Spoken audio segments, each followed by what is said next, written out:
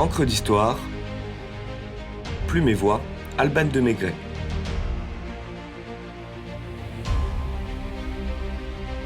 Les vampires, figures mordantes de la littérature.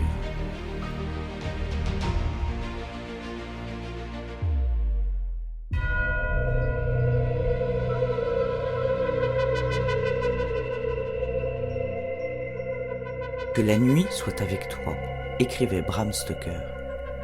En avril 1912, l'écrivain irlandais s'éteignait, laissant à la postérité le plus célèbre des vampires, le comte Dracula. Il se trouve que 100 ans plus tard, les vampires sont encore et toujours à la mode. Ils ne sont donc pas de la première jeunesse, et pour cause, on les dit immortels. Qu'ils aient une apparence humaine ou animale, avec leur teint opalant, les monstres nocturnes assoiffés de sang terrorisent autant qu'ils fascinent, font cauchemarder ou rêver.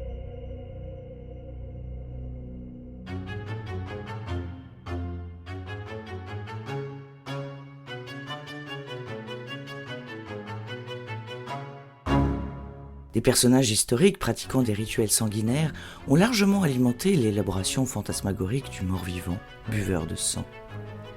Erzsébet Báthory, la comtesse sanglante, noble hongroise du XVIe siècle, puisait sa jeunesse éternelle dans des bains de sang de jeunes filles. Johannes Cuntius, mort-vivant de Silésie à la fin du XVIe siècle, Joe Grando venait hanter sa veuve en Istrie jusqu'en 1672.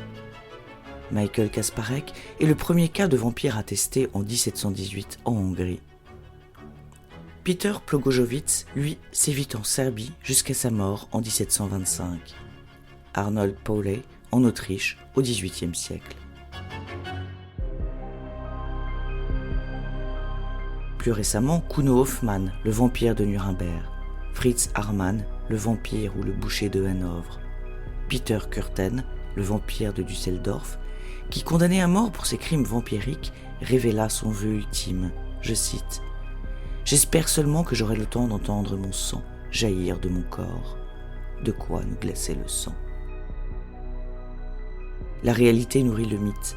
Au XVIIIe siècle, les épidémies de rage en Europe favorisent la recrudescence de troubles nerveux provoqués par la maladie, vagabondage nocturne, yeux globuleux, besoin irrépressible de mordre. Et certains corps comateux sont pris pour des cadavres exempts de décomposition. La psychose collective fait rage, on vampirise la situation, on perd son sang-froid, on voit des vampires partout, à tort ou à raison. Car le trouble ambiant conduit bien des égarés à pratiquer des mœurs contre nature. La figure du vampire s'impose donc progressivement dans le folklore européen, et plus particulièrement slave. Mais ce n'est qu'à partir du siècle des Lumières que la littérature s'empare du sujet.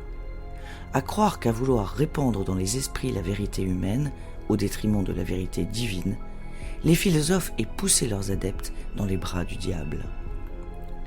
Quoi, c'est dans notre XVIIIe siècle qu'il y a eu des vampires? C'est après le règne des Locke, des Shaftesbury, des Trenchard, des Collins? C'est sous le règne des d'Alembert, des Diderot, des Saint-Lambert, des Duclos qu'on a cru aux vampires? Et que le révérend père d'homme Augustine Calmet, prêtre bénédictin de la congrégation de Saint-Vanne et de Saint-Idulphe, abbé de ces nonnes, abbaye de 100 000 livres de rente, voisine de 2 abbayes du même revenu, a imprimé et réimprimé l'histoire des vampires avec l'approbation de la Sorbonne, signée Marchilly, s'étonne Voltaire dans son dictionnaire philosophique. Les poètes sont les premiers à évoquer le thème, Goethe en tête avec la fiancée de Corinthe dont voici quelques vers. Avidement, elle aspire le feu de ses lèvres, et chacun ne se sent vivre que dans l'autre. À la fureur d'amour du jeune homme, le sang figé de la jeune fille se réchauffe, mais dans sa poitrine, le cœur ne bat pas. Les vampires s'épanouissent ensuite dans des romans de l'école gothique. Un soir de mai 1816, dans la villa Diodati qu'ils ont louée au bord du lac Léman, Mary Shelley et son mari Percy Bysshe Shelley, John Polidori, Lord Byron et Claire Clermont, qui porte son enfant, lassés de regarder tomber la pluie, s'occupent en lisant des histoires de fantômes. Afin de pimenter davantage ces longues soirées, Lord Byron défie ses amis, tous mordus de littérature, d'écrire chacun sa propre histoire de mort-vivant. pari tenu. Si l'instigateur du challenge et Percy ne produisent qu'un court poème, Mary Shelley publie Frankenstein ou le Prométhée moderne en 1818, et Polidori, Le Vampire, l'année suivante. 2 œuvres majeures du genre fantastique. Sous la plume de Polidori naît le vampire classique qui servira de modèle à tous les autres avec le personnage de Lord Ruthven, largement inspiré par le poète et dandy anglais. Je cite. Malgré la pâleur mortelle de son visage, que ne colorait jamais ni l'aimable incarnat de la pudeur, ni la rougeur d'une vive émotion, la beauté de ses traits fit naître à plusieurs femmes coquettes le dessein de la captiver ou d'obtenir de lui au moins quelques marques de ce qu'on appelle affection. En plus d'avoir provoqué le sujet, Lord Byron, dandy parmi les dandys, en devient le modèle. À y regarder de plus près, les ressemblances entre dandys et vampires sont troublantes. Nobles, d'une beauté hors du commun, cyniques, asociaux, séducteurs, décalés, anti-bourgeois.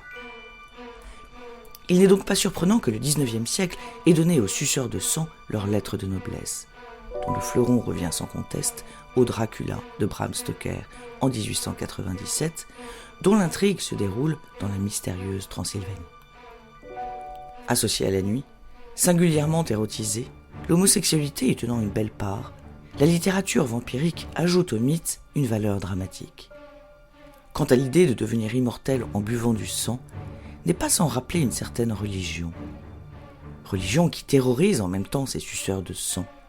Rien de tel qu'un crucifix, une Bible, de l'eau bénite ou une hostie pour les faire fuir. Bien que moins catholique, un miroir, une verveine ou une gousse d'ail leur fait le même effet. Le sentiment amoureux donne au vampire, prédateur maudit et terrifiant, un attrait humain, irrésistible. La victime amoureuse est vidée de sa substance vitale dans un baiser fatal. Et si elle est en plus aimée, la tragédie est à son comble, comme dans ce magnifique récit de Théophile Gautier, La morte amoureuse. Je cite. « Une goutte, rien qu'une petite goutte rouge, un rubis au bout de mon aiguille. Puisque tu m'aimes encore, il ne faut pas que je meure.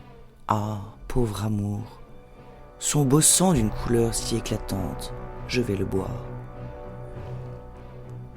Dors, mon seul bien, dors, mon Dieu, mon enfant. Je ne te ferai pas de mal, je ne prendrai de ta vie que ce qu'il faudra pour ne pas laisser éteindre la mienne. Si je ne t'aimais pas tant, je pourrais me résoudre à avoir d'autres amants dont je tarirais les veines. » Largement relayé au cinéma avec quelques chefs-d'œuvre, Nosferatu le vampire de Werner Herzog, Les Prédateurs de Tony Scott et j'en passe.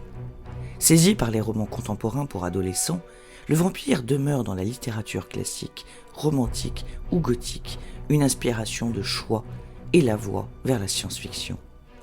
Charles Baudelaire, Théodore de Banville, Guy de Maupassant, André Chénier et tant d'autres ont su en saisir la substance pour nous offrir des textes d'une rare beauté.